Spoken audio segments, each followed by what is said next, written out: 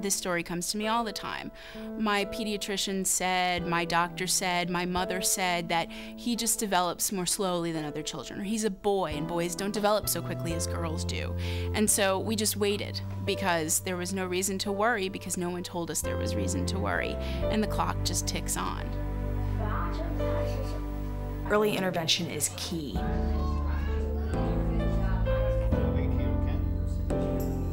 Autism is a disorder of communication and social functioning. The fact is, we really don't know why autism is increasing, but it absolutely is. Living with autism 24/7 is not easy. Many children with autism exhibit problem behavior. You know what I mean? He had absolutely no communication. Look here. He would often throw tantrums because he had no way to tell us what he wanted. Autistic children don't learn through osmosis. What do you want? Our students, they need to be taught every little step. Can I go play? Can I go play? Yeah, go play. There's hope. There's light at the end of the tunnel.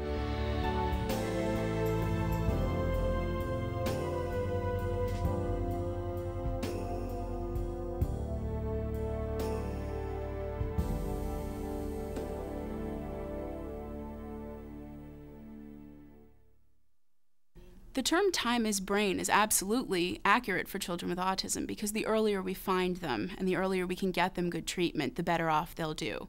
Autism is a brain-based neurological condition that usually presents at a very young age with abnormalities in communication, social development, and certain specific behavioral abnormalities. Poor eye contact, poor interaction, low acquisition of language or disordered acquisition of language, no socialization, inappropriate play. And if we see enough of these things in concert, we're going to start to think that something is wrong. Basically, he spent most of his days in front of a video watching Blue's Clues, and when you tried to take him away from that, he would scream and tantrum, and he had no way to verbally communicate anything that was going on. Let's get baby Connor out here. Hi, Connor. The only reason that we got a jump start on working with Connor at 18 months is because another family said, here's a paper called The Chat, take a look at this. And I looked at it and said, whoa, that's Connor. Does your child take an interest in other children? No. Does your child enjoy playing peekaboo and hide and seek? No. Does your child ever pretend to make a cup of tea using a toy teapot? No, Connor was in his own little world. The minute I saw this, I said, whoa, you know, we got to do something right away. And Susan and I discussed it, and she said, well, let's go to the pediatrician, we'll get a referral to the developmental psychologist down in Hershey, and we'll get the ball rolling.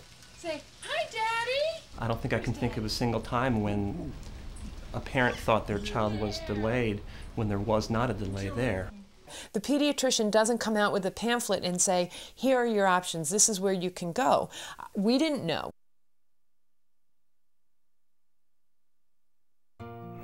Yes, Connor? Come on down for breakfast!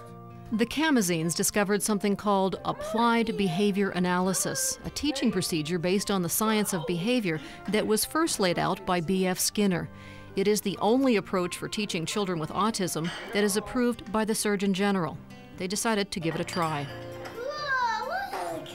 Once you have received a diagnosis of autism and you've identified an intervention such as ABA that you're going to bring into your home, you really are changing your life as a family, because therapists are going to be coming in and out all day. It's really about a lifestyle rather than just a program that gets fit into a larger life. Good. In Pennsylvania, things are a little bit different than they are in other states. We're a more progressive state, and more services are available for our kids than in other states.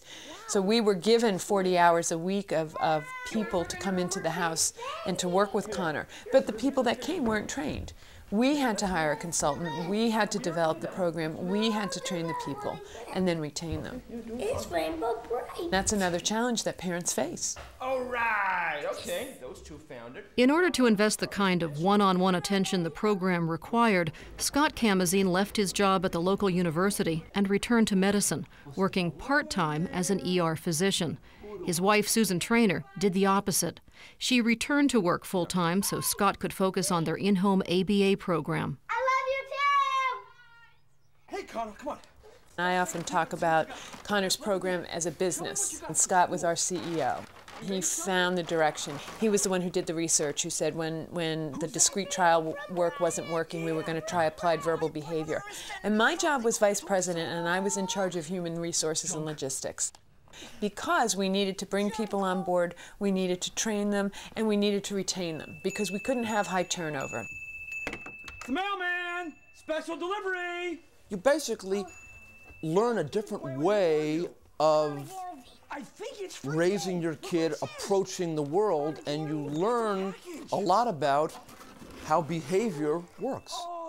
And what it does is it breaks tasks down, all sorts of tasks, academic, language, socialization, play, motor skills, down into very small pieces or components. And we know that through the use of positive reinforcement, or what some might call reward, if we present enough positive consequence following certain behaviors, we can shape them up into more typical behaviors. And it's also something that is designed around the behaviors of a particular child. What does my child not do yet that we want him or her to be able to do? How does my child best learn? Connor. There was a particular kind of ABA that was being done in this community. But the teaching technique was different. It was discrete trial. It was, groups of 10 skills that you repeated over and over again. And we were trying to do this with a 2-year-old kid, and it wasn't working. The Kamazines were coming to know the challenges of getting through to their autistic child. After a frustrating rough start, Scott had an epiphany. I specifically remember the revelation I had teaching him his 6th word. I was sitting down outside here doing somersaults outside because Connor and many autistic kids like to see things spinning around. And I remember doing one and coming back and sitting next to him outside and then just sort of standing there passively and watching his frustration build up because he wanted me to do another somersault. And I had this idea. I turned to him and I said, Connor, roll. And at first he didn't do anything, but then he went, "Rrr," and I immediately rolled. And we finally got from "rrr" to a little something that sounded a little bit more like roll, but that was his word. He knew it. You can't stop at 2 somersaults. You're shaping a word. You're teaching the kid that saying this thing gets the thing he wants. And you can't stop when you want to stop. You can't stop if you're tired. You can't stop if your back hurts. You got to keep going. And that is the challenge. No, use the words. Talk to me. No, no, no, no. Come on. And it wasn't their only challenge. Lack of social skills is another core deficit of autism. Children with autism can't read social situations or nonverbal cues and don't have an inherent interest in what other people are doing. The Kamazines had to teach Connor how to play. Okay. Yeah, we call timeout. That means timeout. If your kids are not having fun, something is wrong. All right, let's go, girls. Move it, Kayla. Good learning needs fun. I'm gonna get the little boy and I'm gonna eat him. So it really is about teaching 24/7.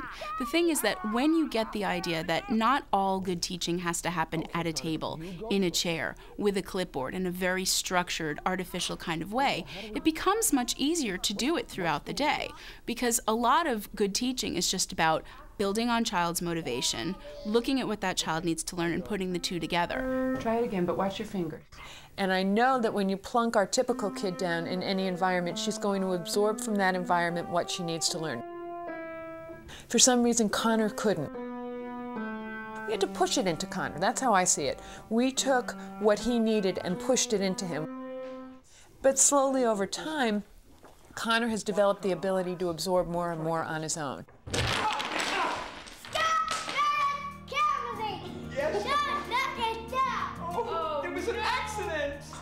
And I remember the first few times he said words we hadn't taught him, and the excitement that we got. And the first few times he did things that nobody had taught him. And we'd go back and say to the therapist, well, you know, did you teach him this? Did you teach? And all of a sudden, he had not just learned what we had taught him, but he had learned how to learn.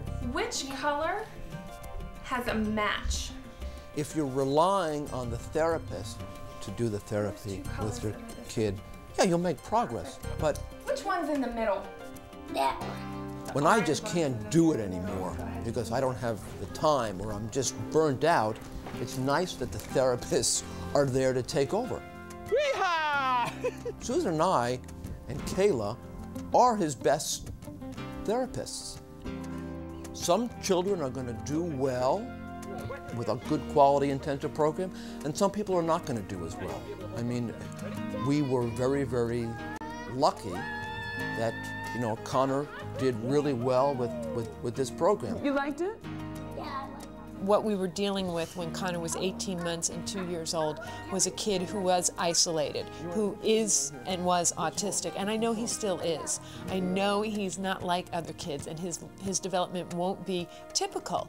But I'm not sure I know what typical is. I know I tell my kids that normal is overrated.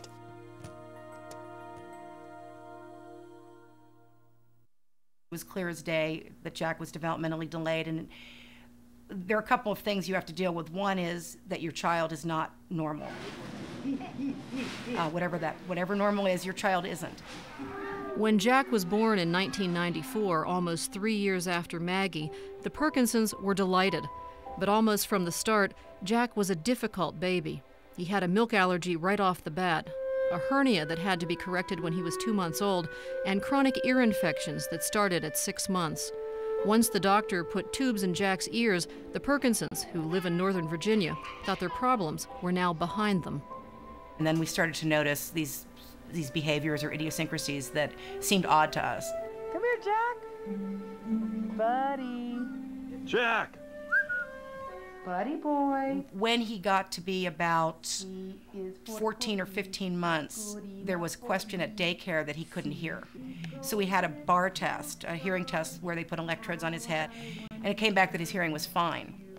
After the bar test was done, we took him back to his pediatrician, and she wrote that he had autistic-like symptoms, and that got us into the Child Find program where they did an evaluation of him. But it wasn't an autism diagnosis. By Child Find, it was a developmentally delayed diagnosis.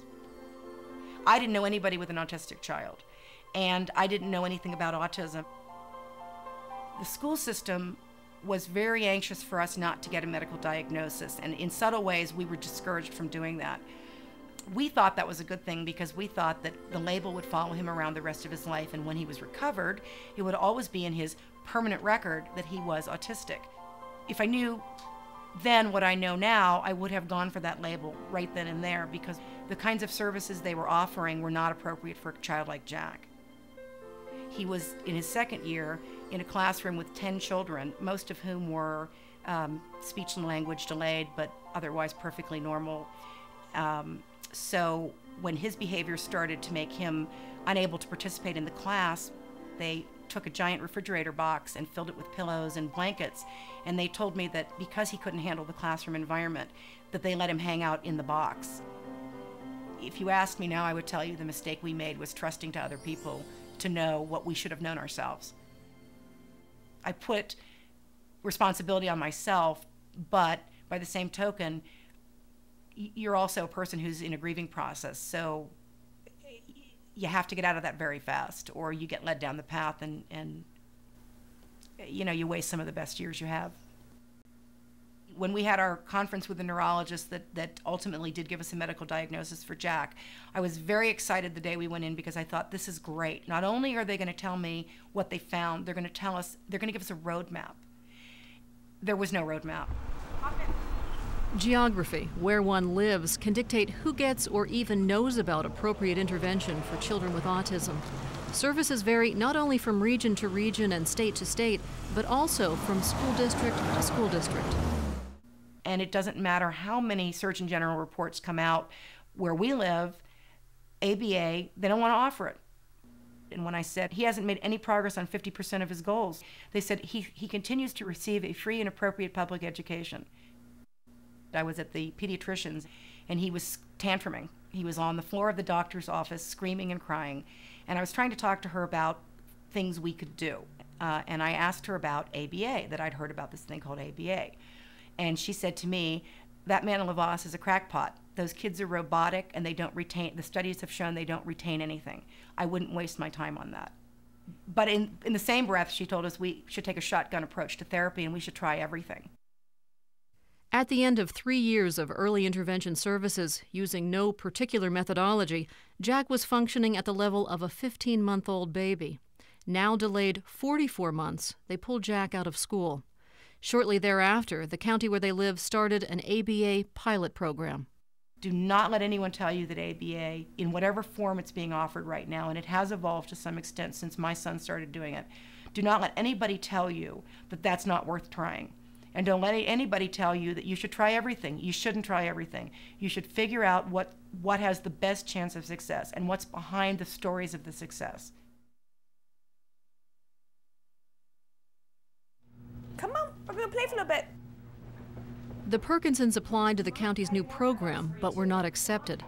They pursued ABA therapy on their own, engaging the services of the county's educational consultant, Michelle Hurst, a board-certified behavioral analyst who began working with Jack in the fall of 1998. But as most families will tell you, running a home-based therapy program is not easy. When I first started working with Jack, he had minimal communication skills. He had a hard time making his needs and his wants known. He would often throw temper tantrums to get his needs and his wants met. His parents had a difficult time trying to find out what they were, often using visuals, holding up things and asking him, how about this, do you want this? Something you eat at McDonald's. Yeah, french fries. The first therapist went back to college in mid-January. The second therapist was difficult because she was never on time. She never showed up. When she did show up, she was late. Hi, Jack. Quiet. And of course the tantrums would either get worse or get better, and that's how they basically learned how to cope. Until we taught him an appropriate means. We actually did use the PECS system. Taught him how to basic exchange a picture for one item.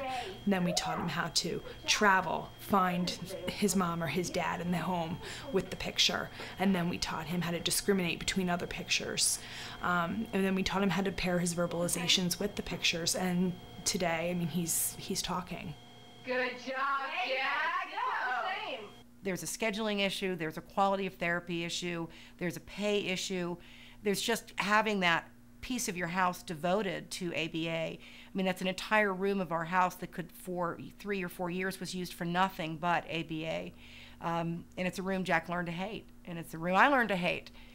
But yet, it's what you have to do. I read everything I could get my hands on, and one of the things that stuck with me was that 4 out of 5 families with an autistic child end up with divorce. And I see how it happens, and that was something that very early on I was sort of determined wasn't going to happen to us. It tastes like a piece of pasta. It's fine. I won't be able to help my son if my husband and my daughter are living somewhere else and I'm alone with Jack. I've got a daughter who needs time and attention. I've got a husband who needs time and attention. We have tried to strike a balance. Here comes your boss. Jack returned to public school, this time with a full-time aide, and he continues to make progress in his home-based program. Some of the successes that we've had with Jack have been that he is urination trained. We have done a bowel movement training, although he still has some accidents. And he has also been night trained, so he rarely has accidents. There's I believe, a given capacity in which we are going to be able to move a child along with autism. I think that's first and foremost. Realistically, I don't believe that Jack will ever be recovered in the way that I thought he might be 7 years ago. But I don't think Jack's a lost cause. And what I can tell you about Jack is while he may be learning at a slower rate, he is not learning anymore. I see him learn something new every day. And as he gets older, he learns more and more from his environment. I love you. Okay, when do we stop teaching academics and teaching letters and teaching things like that and start teaching, okay, how can we function in life? How can we learn how to make our own beds, empty the dishwasher, things that he's going to need, or a child is going to need later in life? The drills evolve as the child evolves. You like that? Okay, excellent.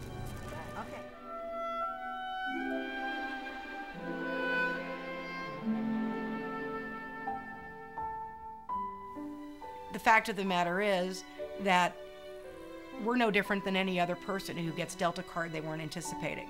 And I have never been fond of the why me, because in my mind, why me really means why not you? And everybody has their crosses to bear.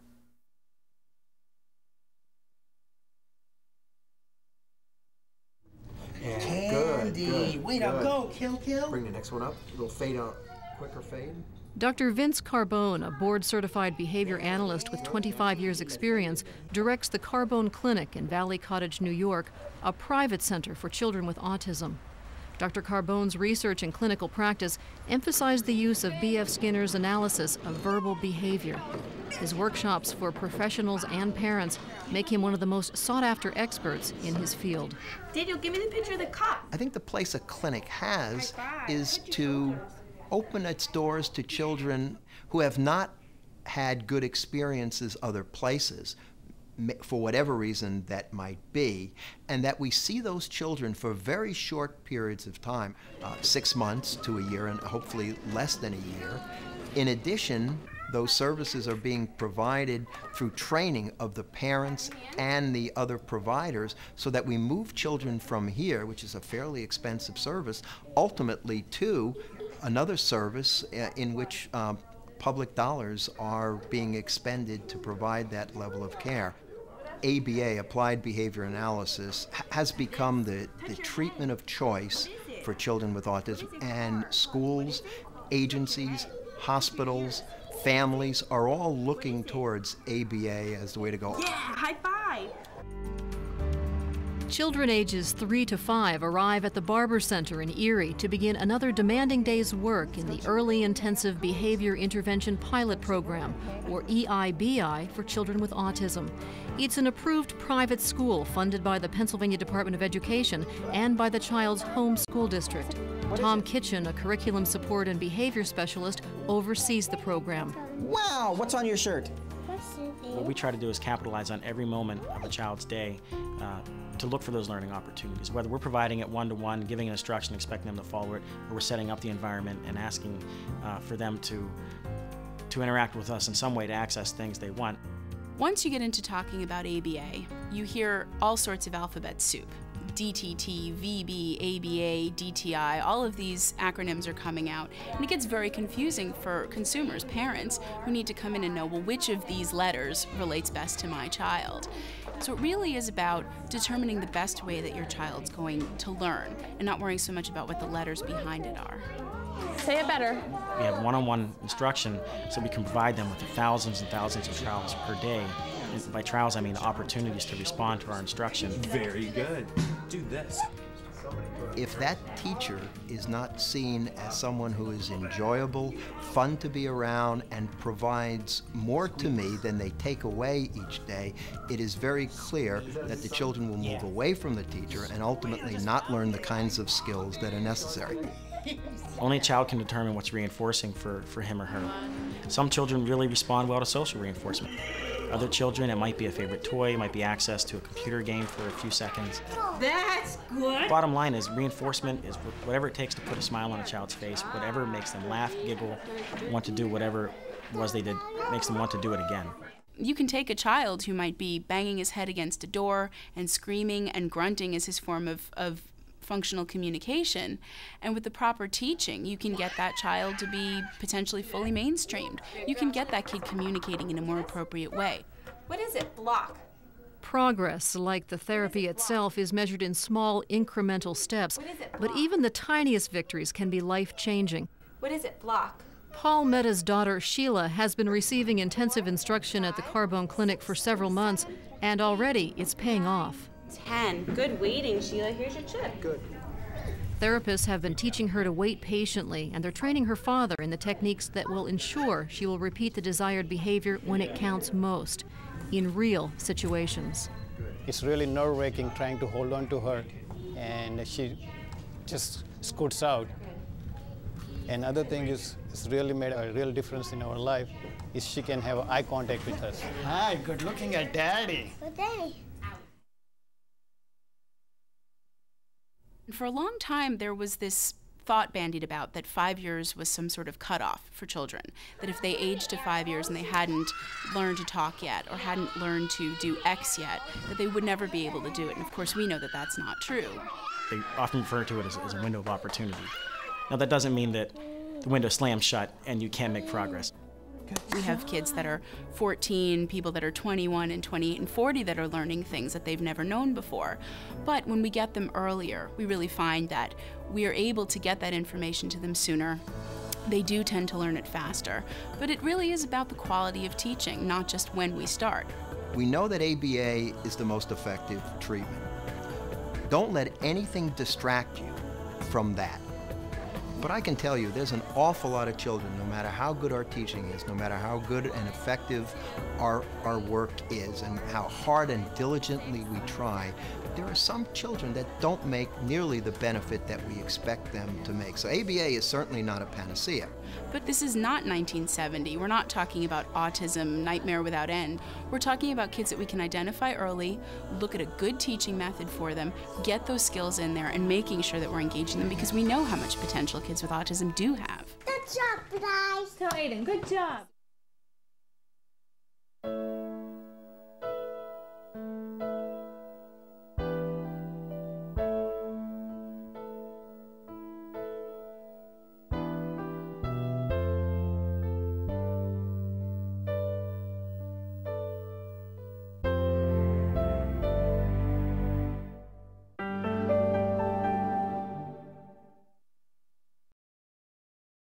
A copy of the program you've just seen can be purchased through Penn State Media Sales at mediasales.psu.edu or by calling 800-770-2111.